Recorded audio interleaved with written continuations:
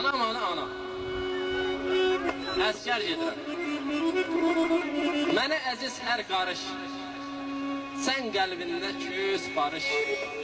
Axır ki gəldi çağırış, ana, əskər gedirəm. Bir il tamam olası, gözün yolda qalası. Oldun əskər anası, ana, əskər gedirəm. Yolları döndərdilər, həkimə də göndərdilər, aktı yazıb verdilər, ana, əskər gedirəm. Çox çətindir ki qorxaq, gözləyir məni torpaq, qarşımda şanlı bayraq, ana, əskər gedirəm. Gözlərində bulutsan, boşalırsan, dolursan, sən niyə pis olursan? Ana, əskər gedirəm.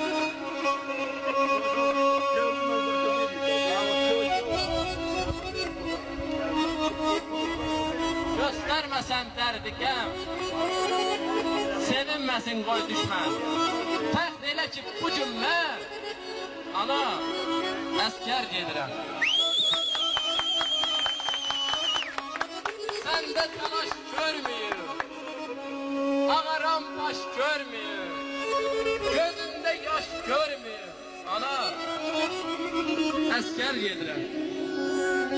Torpağıma mən yiyə, vətənimə hədiyə, başım dik olsun deyə, ana, əskər gedirəm.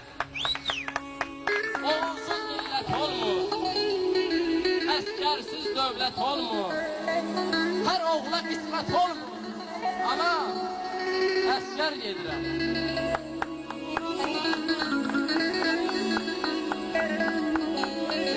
Güllələrdən sivrilib, düşmənin bağrın gəlib, atam da gedib gəlib, ana, əskər gedirəm.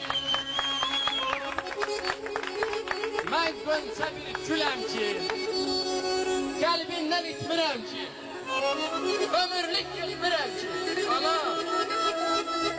əskər gedirəm.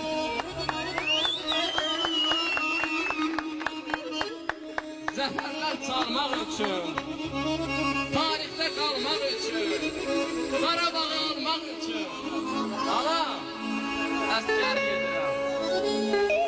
Sən alasan qəlbi gül, övlad başında bülbül, azca ağla, çoxlu gül, ana, əskər gedirəm.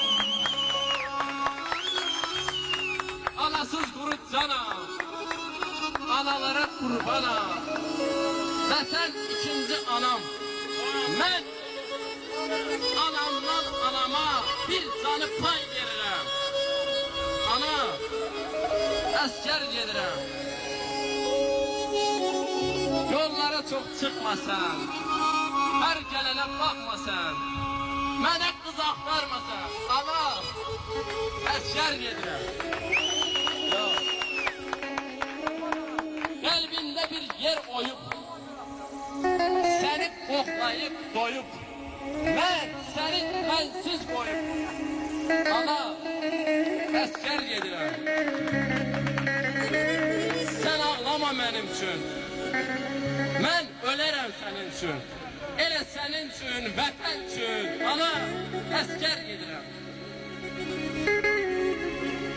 At başına çalmasan, gözü yaşlı qalmasan, bir döşək salmasan, ana, əskər gedirəm. Mən peşmanı deyiləm, bu torpağa əskərəm, gəlməyə də bilərəm, ana, əskər gedirəm.